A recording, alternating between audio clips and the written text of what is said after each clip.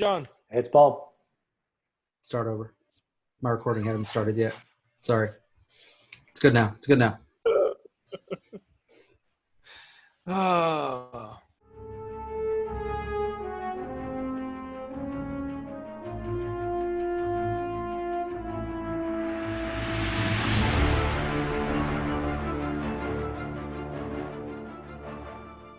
Hey, we're back. This is John. Hey, it's Paul. And it's Eric. And this is What If Geeks. And we are here. It is May 21st. Again.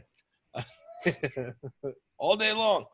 Today we are going to hop into some rumors on The Mandalorian that have been out in the last week or two, I guess, Eric, right? I think it's probably been a month now or so. Yeah. There's a lot of them. So some of them are older, some of them are newer. Yep, yeah. So we're going to kind of jump into all that shit. And I guess first we should talk about what recently dropped on Disney Plus, right? Yes, we should. The Disney Gallery, The Mandalorian docuseries, which covers essentially the making of or the influences behind. I think it's a little bit of both. Sure. The Mandalorian series that aired on Disney Plus earlier this year. Was it earlier this year or was it last year? Oh, man. The days are all mushed together. Yeah. We only reviewed every episode of Mandalorian, too. I know. No, it was last year. It was last year because you're right. It was November 12th. November 12th was the original air date, so it was last year. When Corey came over for Christmas, we watched an episode or two together here.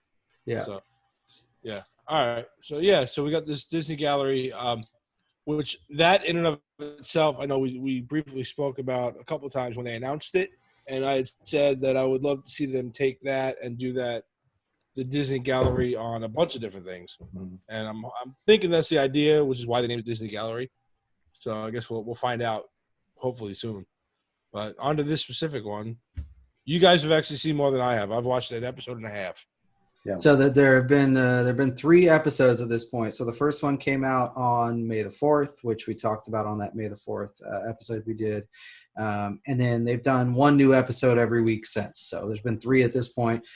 They're all very focused on a particular item, I would say. So the first one was very much about the directors. It has Jon Favreau. It has Filoni. It has a brief, maybe 2-minute stint from, oh man, I forgot his name. Femi Yuma? Is that right? But you know what I noticed in the first episode, and Paul, at any time, stop me since you watched them all too, but I feel like it is very Filoni focused. Like They make a big deal about how important he was to this series, and he only directed 1 episode, but it felt like he directed 7 of them. The way that they present it in the thing, it's crazy. And he's such a Star Wars, like he's so super into Star Wars. And what's real, I think all of it. The cool part, right? All of it. Like he directed Clone Wars and a bunch of animated stuff. Yeah. But what's cool is, Rebels series. Yeah. Jon Favreau sitting, they're sitting at sort of a circular table, Favreau sort of camera center, and the directors are around. And then in the second one, it's Kathleen Kennedy and some technical guys and guys from ILM and some other places. And then in the third one, it's the actors are sitting around, but they're having this in all of them, they're having these very cool conversations about sort of the impact of Star Wars and what it means to them, why they wanted to direct on TV, because almost all these directors are film directors. Yeah. Bryce Dallas Howard and all these directors, like, why'd you want to do TV and why do you love Star Wars so much? And then in one of them, I think it's the director one, maybe it's the actor one. Anyway, Filoni goes into this real sort of thoughtful discussion of the Luke and Darth Vader back and forth through some of the movies, and how father saves son, but son saves father. Like this, just really sort of in-depth Star Wars. It was just really cool to watch as a Star Wars fan. Yeah, and they make a point of it. So I think that scene or that session you're talking about, I think that was in episode 2. But then in episode 3, the actors make a big deal about like Filoni knew all of the answers to everything, like the most mundane, random fucking shit you'd want to ask him. He just like had a 10-minute answer for you, kind of thing. You know? Yeah. Like he knew everything there was to need to know. He knew why a certain character would carry their blaster a certain way, or why they would, ride the thing they rode, or and why it made sense in the whole sort of genre and universe of Star Wars. Yeah, and I think really with the way they keep kind of, like you guys said, they make it Filoni centric. I think they might be pushing toward what we called earlier, to have him and Favreau run Lucasfilm. And I think it's going to be Filoni running it, with Favreau kind of helping be a mouthpiece, maybe, Yeah, so I've sort of I've always given Favreau most of the credit and not Filoni a lot, and I understand what his contribution has been, and that he's been with Lucasfilm longer. He's been doing this longer, but I felt like they put Favreau in charge, and everything went successful. So I just wanted to give him all the credit. But then I watched this series, this Disney Gallery series, and I'm thinking, fuck, they're trying to tell me that I need to shut the fuck up, and it's Filoni that's been doing it the whole time, right? Yeah. And Favreau is just sort of like a high-level visionary. I'm still not bought into it, but I understand. I think better that he is sort of more invested than any of them, like way more invested than any of them. Yeah, but like, and you can kind of get the sense from Filoni though that he would appreciate having someone like Favreau with him. You kind of get that feeling of him. Like sometimes, like every once in a while, he's kind of got like the traditional meek nerd kind of side of him. Yeah. So. And a little more than that, the technical skill too. And he makes a big deal about this in the first episode of the series, where he says, I've only done animated. And when I was presented with this and Favreau said, hey, why don't you try this scene out? Why don't you direct this? And then he was like, like, I don't know what I'm supposed to be doing. And he says he gives it a shot and it turns out terrible. And then he goes back to Favreau. He's like, why don't you do it? It's kind of like like he understands the genre, he understands the story, he understands the characters, but he doesn't necessarily, he knows he doesn't have the technical skill to just direct live action, right? And that he needs somebody else sitting above him to say, do this, do that, you're doing great, or turn it around, you've got it all wrong. Yeah, which is why I really do think that this series is going to kind of lean toward what we talked about with them running things. I think it's going to be cool. But two things I loved about this. One was the story that he told about when they called him to come do. Yeah. That was hilarious. He thought it was fake or whatever. Yeah, because he was working on SpongeBob, so he thought it was a SpongeBob guys just kind of pulling pranking him. Yeah. He's like, they're always pranking me. So he's like, I'm on the phone, like they're going, we're calling from Lucasfilm, and the girl, George Lucas would like to meet with you. And you're like, sure you are. Yeah, sure you would. Yeah, okay, yeah. Oh, yeah, I'll meet him. I mean, you can almost see him like, yeah, I'll meet him, sure, yeah. And then he realized it was real, and he was like, oh, shit. Yeah, he says at the end of the conversation, he's like, so who put you up to this? Was it blah, blah, blah? And she's like, what? No, this is real. And he's like, fuck. Yeah. I love that story. That was amazing. But the other thing I noticed and I really enjoyed was, side note, I will watch that episode repeatedly just because I get to watch Bryce Dallas Howard walk around for a while, and I never get enough of that. But if you noticed, they would kind of like, when they focused on one director, they would be like talking about their episode, whatever, But the other directors were there. Yeah. And I really appreciated that because they're all invested in the entire story to see how this person does this or whatever. And they're kind of like learning from each other a little bit too, which is going to help them later. I don't know that I noticed as we were watching all the episodes over the course of the, 8 episodes that happens. Yeah.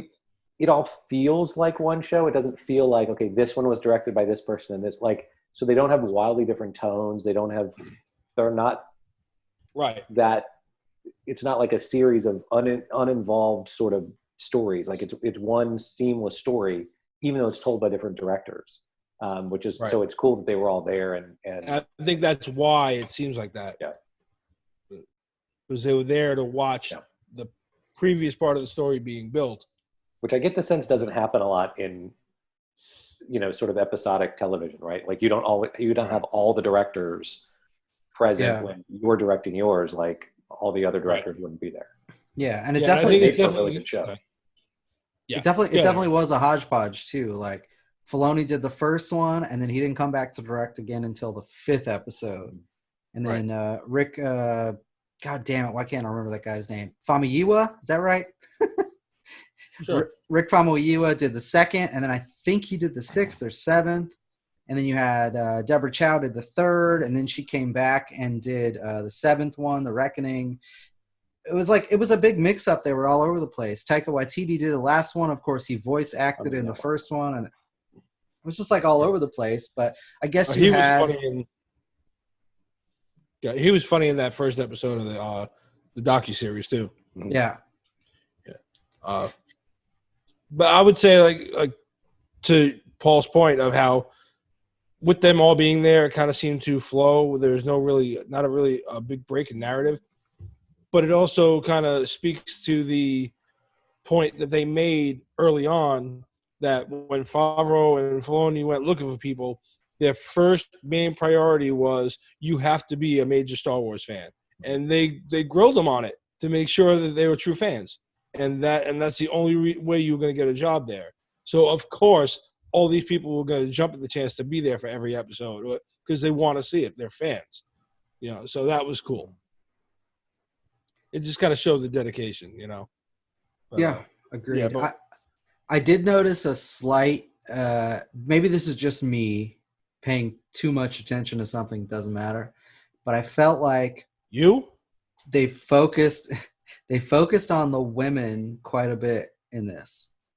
When they went through the director episode, Bryce Dallas Howard got a lot of spotlight. When they went through the actors episode, Gina Carano got a lot of spotlight. True. Well, because I was going to make the smart-ass comment about Disney and being woke and having an agenda, because they do. But aside from that, if you're going to pick one over the other, I think a lot of it probably had to do with their discussion on that episode. They said, hey, you were the new kid coming in. You'd never directed before. So we gave you the toughest episode because you didn't know it was going to be hard. So I guess maybe as not really a payback, but kind of a, hey, you did a good job. We'll focus a little bit more on you. And again, I ain't never going to complain when they focus on her. No, I mean, I think Disney definitely has a sort of woke point of view, and so they didn't want to make it all male, and so they wanted to show the diversity that they've got. Deborah Chow's a decently accomplished director. Bryce Dallas Howard is super famous, and they did really cool episodes. So I think that's part of it. But I think Disney's agenda is sort of part of it. Yeah. Yeah, I mean, I guess from a director's standpoint, I mean, the number of women is impressive, actually. I mean, they did not quite half, but close to half the shows. So, no, actually, it was half. Deborah Chow did 2, and Bryce Dallas Howard did 2, right? Am I mixing that up? I thought she did 1. Yeah. Oh, maybe you're right. I've only done 1. I think you're actually right. Because Chow did, Chow did 3. I'm going to look it up. Hold on. Chow did 3 and 7. Bryce Dallas Howard did only 4. So 3 of the 8 were done by women. So from a Hollywood perspective, that's impressive. Yeah. I guess, yeah, they were making the effort. So I get that. Gina Carano, I suppose she's the only female character you can really talk about, unless you want to talk about the random woman that exists in the Sanctuary episode that tries to get Mando to take off his helmet. Right. Other than that, it's just comedy relief. It's right. Yeah. I thought it was cool though that they showed I don't remember if they showed the sketch. If they had the character sketch of her character first, and then they looked and said, "Oh yeah, that's Gina Carano. We have to go hire her right now." No, they did have the sketch. She had the short haircut though. Yeah. It was like Little Butch, like. And they show John Favreau, and they're like, "Oh, I know who that is. Like, let's go get it." Yeah. It was Pedro Pascal that said, "Oh, that's Gina Carano." Yeah. Because he had already been hired before her, and then he was in the war room or whatever, where they had the cell frames, like the drawings of what they were going to do up on the thing, and that's when he said, "Oh, I know who that is. That's Gina Carano." Yeah. You have no idea what point in the sequence that even happened. Yeah. But and then Carl Weathers. Story. And then Carl Weathers is sitting there, and they tell this really cool story about his character originally was like full prosthetic makeup. Yep. But obviously his voice. And then they were like, we need to show his face, right? And he's just sitting there like, yeah, you did. Yeah. So they end up getting rid of the prosthetics, and then he was also supposed to get killed. Dead by episode 3 is what they said. And then I think they realized at some point, never mind. And now we're gonna have him in season 2. Not only as an actor, but he's gonna direct the season 2 episode. Wow. They've also announced. So that'd be cool. See what he gets to. So speaking of season 2, let's get into this shit. Speaking of season 2. Yeah, so there have been like a million rumors at this point. So the season 2 is supposed to air on Disney Plus in October. Filming, we know for sure, wrapped in March because Gina Carano posted on her Twitter about the filming wrapping up. So that happened back in March, early March, actually. The studio has officially released a statement saying the pandemic is not going to delay the release. So they're doing all the post-production remotely, but everything is going to be done for an October release. So we're not going to suffer at all. And so all that happened. Yeah, go ahead. Before we get too far into season 2, though, just as a little segue from the docuseries to this, you know damn well the trailer for season 2 is coming on the last episode of this docuseries, right? That is exactly my thought. Yeah. I'm not surprised you said that, but that's exactly what I was going to say. By season 8, you're definitely going to be looking at a trailer of season 2. I mean, episode 8 of the docuseries, you're looking at a trailer for season 2. Yeah. For sure. Yeah. And they're not going to say shit. And then there's going to be like a post online from fucking, I don't know, Decider or Deadline or something. Like, check this out. We got this covered. Hell, you don't say that. Don't say that name.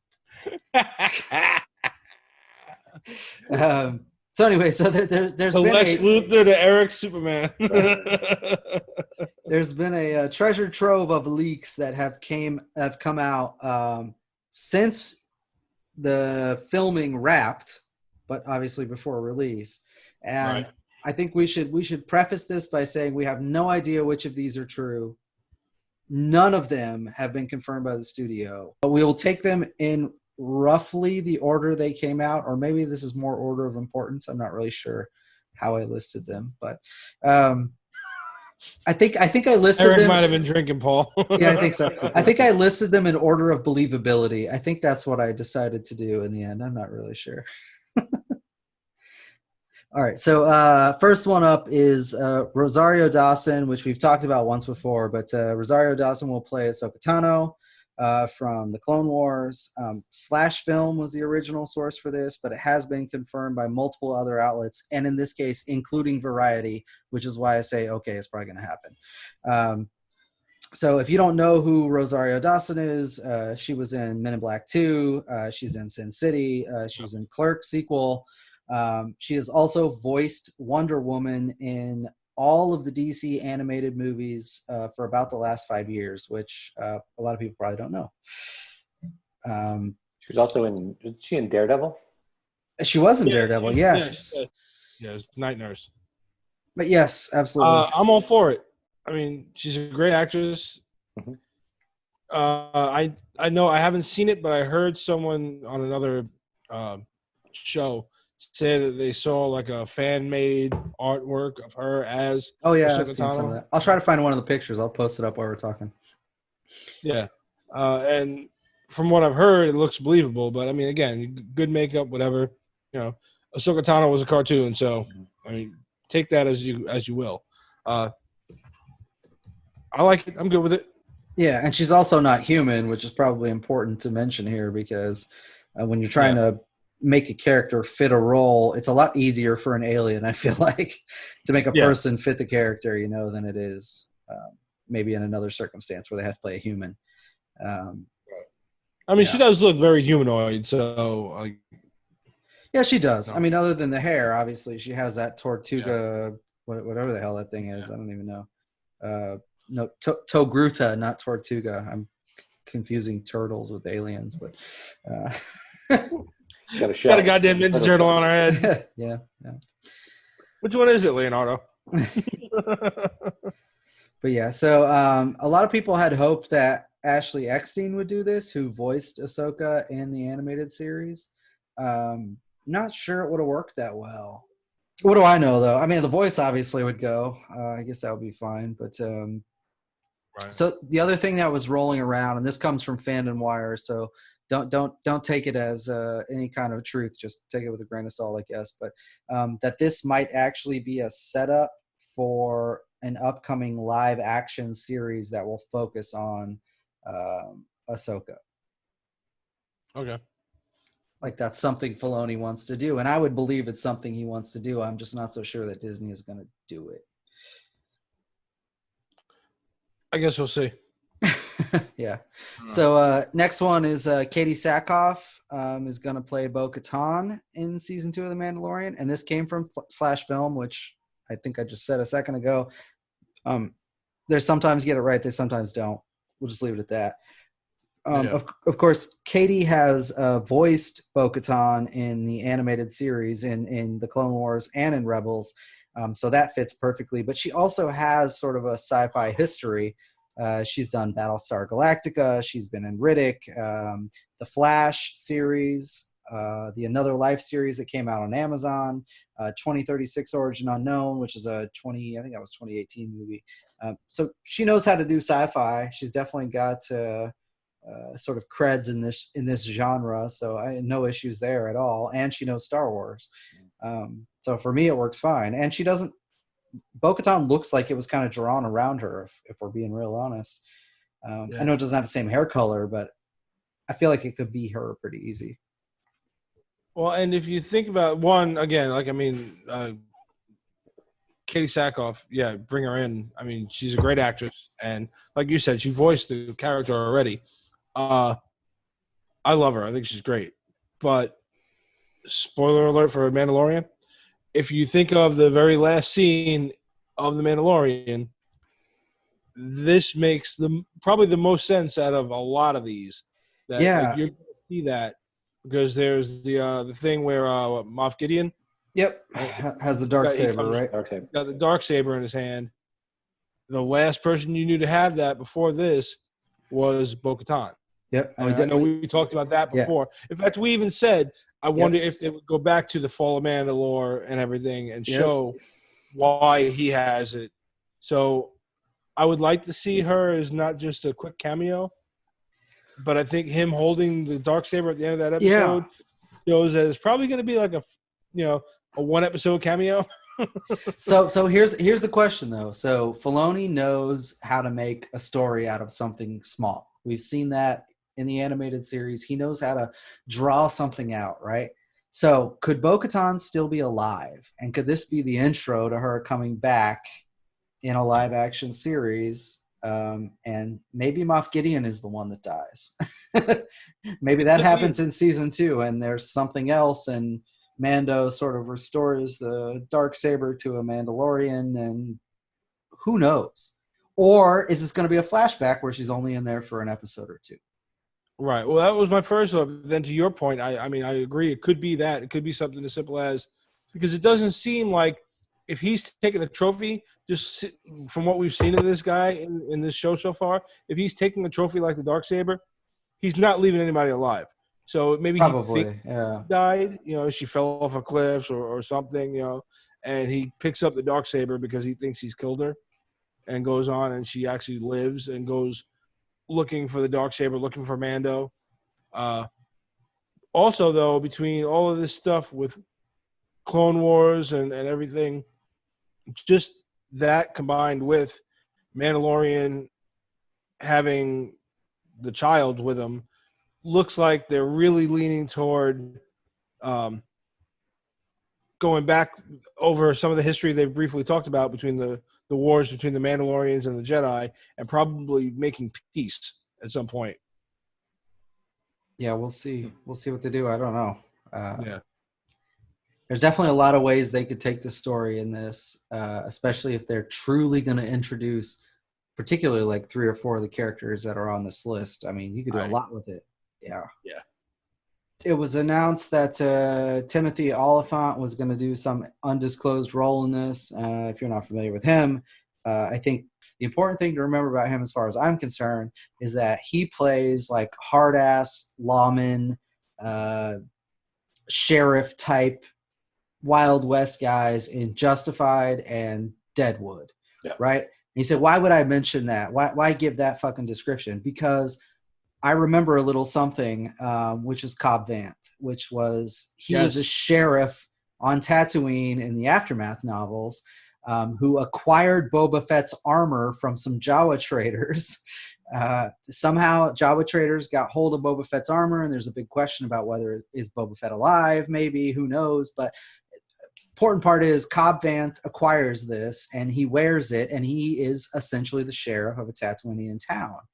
And we've talked at least once, maybe twice, about who the fuck is that person at the end of that one episode that shows up to pick up the dead body of Fennec Shand. Or maybe she's not dead. Actually, we don't even know. Pick up the body of Fennec Shand, though, right? And we've done all kinds of analysis, and we looked at it and said, well, pretty sure that looks like Din Djarin. That looks like the Mandalorian armor, but maybe that's not what they intended, and he was building up for something else. And I feel like this could be the perfect tie-in to have Cobb Vanth as a guy in this town, sort of the next desert over. Yeah, the idea of him being Cobb Vanth is really cool. I think that's a brilliant thought. I mean, again, this is total speculation. Nobody said this. But now when we get into 2 more down, I might actually have a way to combine that with what you just said. I think I do too, yeah. But yeah, I think that's a really good idea, and I really think you're not the only person I've heard say that. No, it would make a lot of sense for him to do that. He's I don't want to say he's cast type, but he's filled that role before, and it works for him. So to be sort of a badass sheriff guy in a desert town, it works perfect. Why would you pick somebody? If you could pick somebody to do that, pick this fucking guy, right? So right. Yeah. I just feel like it's too perfect. And it's probably wrong. He'll end up being some random side guy, and he'll get killed after 30 seconds of the episode. But we'll see what they do. I think we might be right. Anything else, Paul? You have anything on that one? No, I really like him. Deadwood was an amazing show. So is Justified. So I hope we're right. Yeah. So next one we have is Michael Biehn, also undisclosed role, but this one was also confirmed by Variety, so I tend to believe it.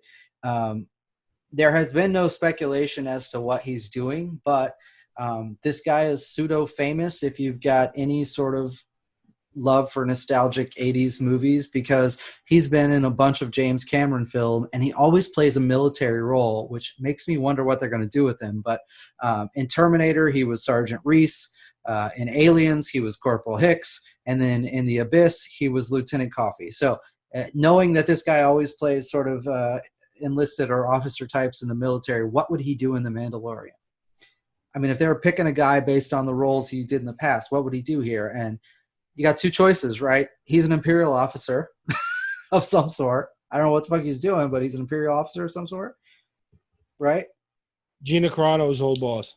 Or he's part of the sort of dissolved rebels, and he's just still that way, and he's standing up for it, which would probably be even cooler. But I'm not sure where they're going to take it, or if either of those are even right. Who knows? Who knows? All right, so the next one we have is Temuera Morrison, who is also in an undisclosed role. This was also confirmed by Variety, so I tend to believe it. But the things that are not confirmed is what he's doing. And so he, of course, if you don't know, played Jango Fett in the prequel trilogy. He was the one in Camonian. What the hell is the name of that planet? Camino. Camino, thanks. Camino. Go on. So, yeah, he's on. What? Corona. Corona. Oh yeah. That's nothing but a bunch of coronavirus. Anyway, so he played Jango Fett in the prequel trilogy on Camino. People have said, this was from Hollywood Reporter, they said he might be playing Boba Fett.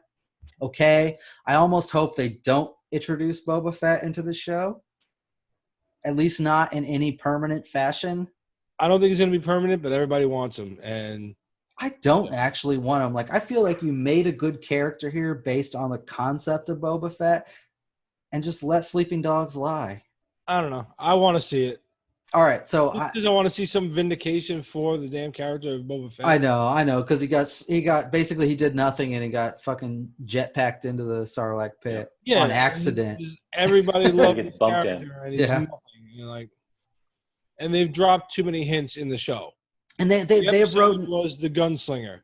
That's what he was referred to as when he didn't have a name. And to be fair, they have written 1 million outside of official canon stories about Boba Fett. Probably more about him than almost anybody. Yep. But at the same time, when you make a series that is this obviously about that character, I think the way that they sort of dropped visual hints towards him and things like that is great, but don't put the character in here. I feel like just don't do it. I'm not going to be mad. I'm not going to be mad when they do it, but I'm not going to be mad. Well, so the other rumor that rolled around him, and these things will all go together, and I think this is getting to the point you were making a minute ago, John. People have said that he may also be playing Clone Commander Rex, who may be with Ahsoka Tano for some reason, which wouldn't be inexplicable if you've watched TC. You'd understand why that made sense. But so Nerdist was the one that published this idea. But so the funny part about this is Temuera, he is Jango Fett, and then of course Boba Fett is a clone of Jango Fett, and then Rex is a clone of Jango Fett, right? Yeah. So he could easily play all of them, and there's not an issue there. Not at first glance. Of course, at this point, Rex was one of the clones that had the accelerated aging. Yes. Put into him so he could be an adult in a decade or whatever it was. So Boba did not. So Boba would be fairly young at this point, while Rex would be an old man, like an old man. He should probably be like 70. So it makes sense that they could be played by the same character, but you have to have this like dramatic difference in the aging profile between them because of what they have established as the way clones were built and why. You know what I mean? Right. Well, now, because I'm not caught up with all the Clone Wars cartoons, the aging process, did they speed up the aging, but then they really didn't age after that?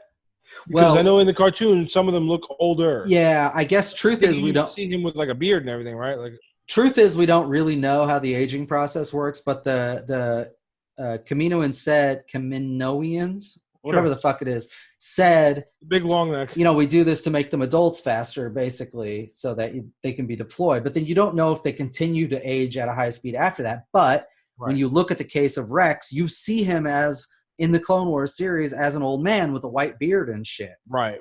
Yeah. Right. So he is obviously continuing to age fast. So where would he be at the Mandalorian timeline? I mean, he would be like an old man. He would be like 80 years old equivalent. True.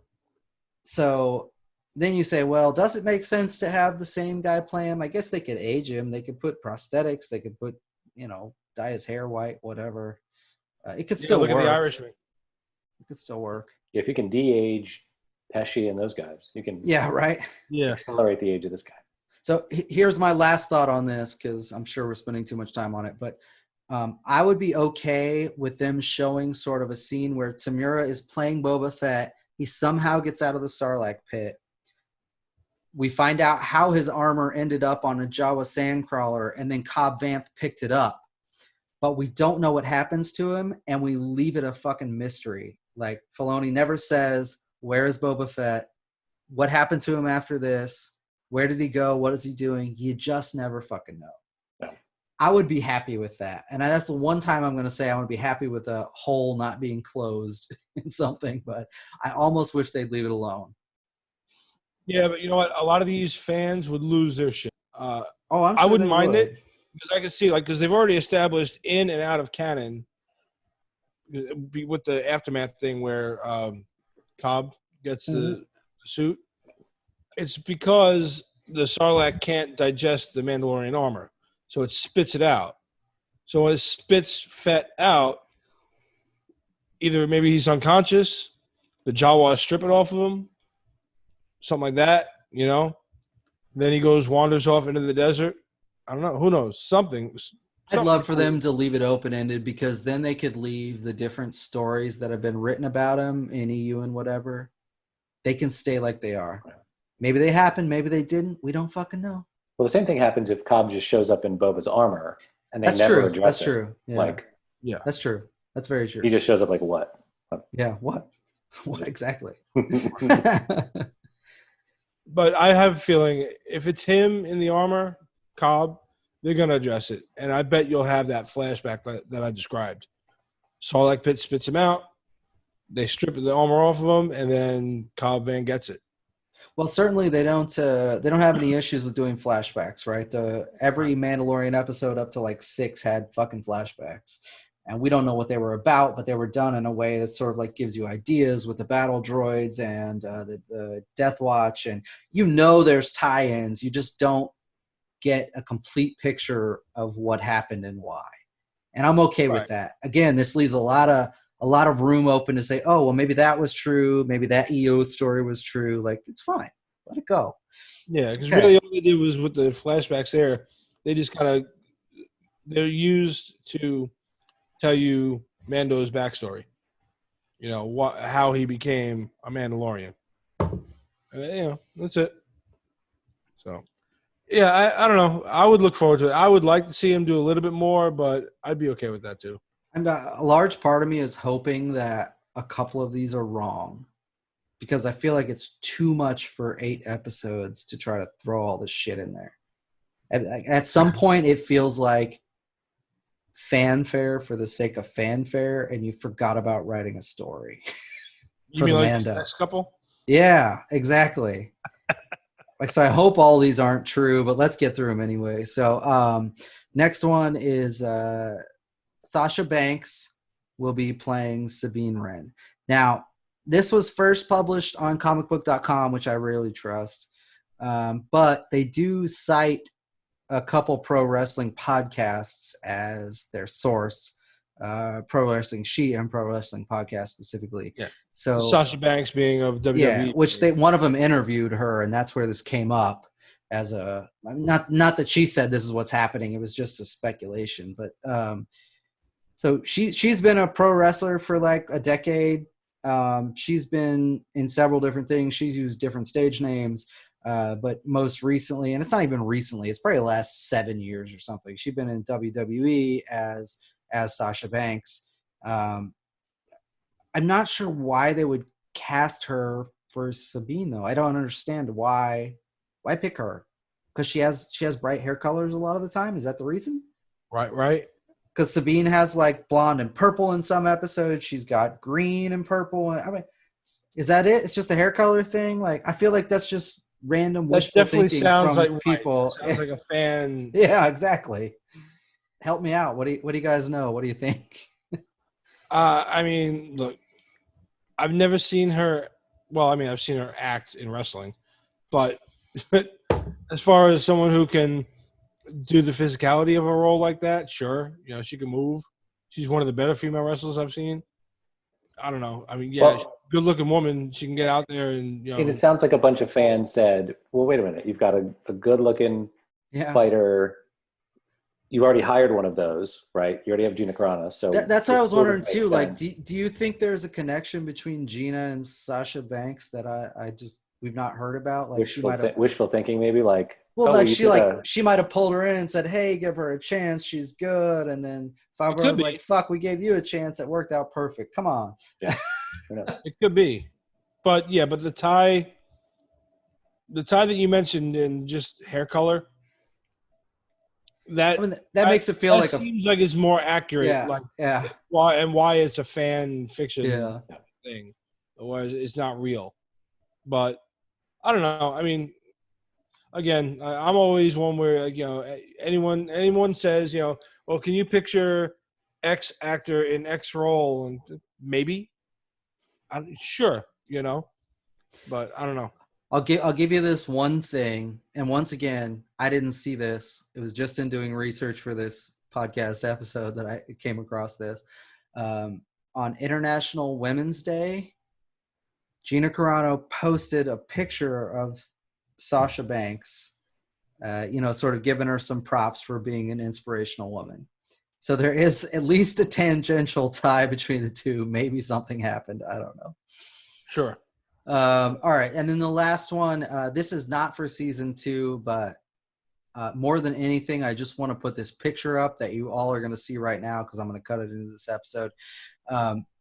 Danny Trejo, who is apparently a super badass. And if you guys didn't see, he's got a special coming out where it talks about his whole life and how he got into acting. Because he started off apparently, yeah, he legit started off as like a real gangster. Oh yeah, fucking badass. He was in prison. Yeah, I think the series. It's a series about it. I think it's called Inmate Number 1. I'm pretty sure it's called Inmate Number 1, and it's subtitled The Rise of Danny Trejo. You can double check me on that, but I'm pretty sure that's it. So they're gonna do a series on him though. But that's not the point of this. So he was on a podcast which Gary Whitta does. Gary Whitta, who was the screenwriter for Rogue One, he does this podcast during the lockdown thing where it's not real people. It's all based on the Animal Crossing game, and they have avatars. So Gary Whitta has an avatar, and Danny Trejo had an avatar, and they met together in the Animal Crossing world, and that's how he sort of does the video podcast. It's really bizarre. I want to say stupid, but what the fuck do I know? Because it has a but following. We're not saying that to Danny Trejo. Has more of a following than us, and it's Gary Whitta and Danny Trejo. So I obviously don't know what the fuck I'm talking about. But anyway, he was a guest. Trejo. Yeah. In any case, he was a guest on there, and they were talking. And Gary says in the episode, like, I'm gonna find a job for you on The Mandalorian. Like, I'm gonna get you a part somewhere in The Mandalorian at some point, right? He's gotta be a bounty hunter. Oh my god. Yeah, well, so the joke was in the episode, he kept calling him the Mexalorian. So we'll see what happens. But somebody made a hilarious picture, and it's the whole reason I wanted to bring this up, of Danny Trejo holding a machete that is lit up like a lightsaber. That's awesome. It is the funniest fucking picture, man. It's too perfect. So hopefully he'll show up in The Mandalorian with a fucking lightsaber machete. That's all I can hope. Hell yes. I want it real bad. Season 3. It'd be amazing. That would be awesome. It's too perfect. It is. It's going to be great. Shit. Yeah. I'm all for it. I think everything he's in, he's a badass. So make him a old grizzled bounty hunter that's, maybe he's one of the Mandalorians that knew Mando when he was a kid. Maybe he's just another bounty hunter that is within the guild, I think another bounty hunter makes a lot of sense. I could see that.